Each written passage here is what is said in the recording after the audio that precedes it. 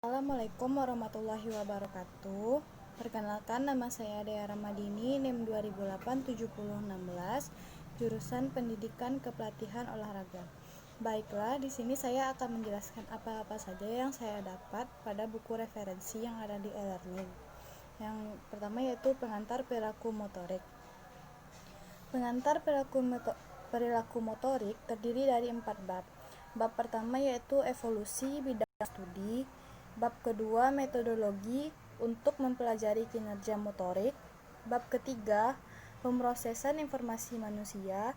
Bab keempat, perhatian dan kinerja. Bab pertama, evolusi bidang studi, menjelaskan lapangan, membedakan antara kontrol motorik dan pembelajaran, dan menjelaskan hubungan antara bidang ini dan bidang lainnya. Memberikan sejarah singkat lapangan, menunjukkan bagaimana ia menggabungkan pengetahuan tentang psikologi, kinesikologi, rehabilitasi fisik, ergonomik, dan ilmu sara. Bab kedua, berbagai metode ilmiah yang digunakan untuk mempelajari keterampilan motorik. Ini menjelaskan alat penelitian perilaku motorik dengan fokus pada berbagai cara untuk mengukur perilaku dan keterampilan motorik. Penelitian pembelajaran dan kontrol belajar motorik saat ini diintegrasi penyelamatan kontrol motorik yang berkembang menjelang akhir abad 20 berlanjut hingga hari ini.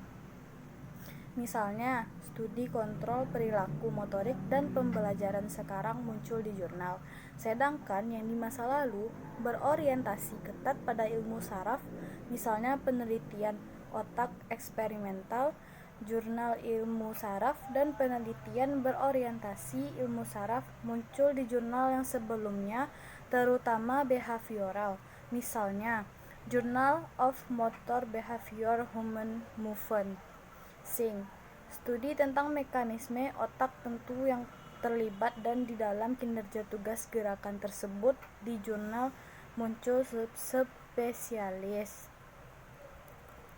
Mengukur perilaku motorik. Di bidang mengukur perilaku keterampilan motorik dapat didekati dengan 3 cara berbeda. Pada tingkat yang paling umum, kita dapat menggambarkan seberapa baik suatu gerakan mencapai beberapa tujuan hubungan yang melekat dalam tugas. Misalnya, apakah itu target sudah tercapai atau belum. Pada bagian ini, peneliti tertarik aktivitas pada saraf yang terlibat dalam perencanaan dan pelaksanaan gerakan. Selanjutnya, mengukur dan mengevaluasi hubungan. Proses penting untuk mengevaluasi hasil dari berbagai prosedur eksperimental dimulai setelah ukuran kinerja utama dibuat dari eksperimen. Proses ini melibatkan penentuan antara hubungan beberapa variabel independen berdasarkan data Everest. Salah satu jenis hubungan penting adalah linier. Selanjutnya, keandalan dan perbedaan individu. Koefisien reliabilitas menyediakan cara untuk mengevaluasi sejauh mana perbedaan yang diamati antara orang-orang pada beberapa tes, karena perbedaan individu yaitu perbedaan yang stabil dan bertahan lama, atau karena kebetulan atau efek sementara. Misalnya, asumsikan 5 peserta masing-masing melakukan 6 percobaan pada tugas waktu reaksi. 6 nilai setiap orang ini dibagi untuk membentuk 2 nilai atau 2 bagian. Untuk setiap orang menurut satu metode yaitu berbeda-beda. Selanjutnya, ringkasan kinerja motorik pada buku ini.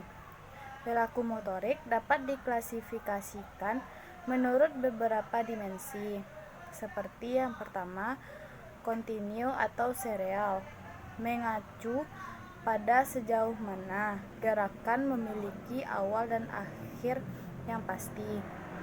Kedua, buka atau tutup, mengacu pada sejauh mana lingkungan dapat diprediksi.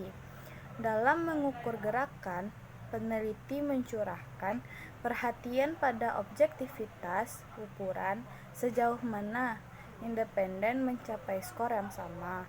Dalam eksperimen, hubungan sebab akibat dapat ditentukan, di mana variabel independen ditentukan secara artifisial oleh eksperimen. Baiklah, mungkin itu yang dapat saya jelaskan. Apabila ada salah, mohon maaf. Assalamualaikum warahmatullahi wabarakatuh.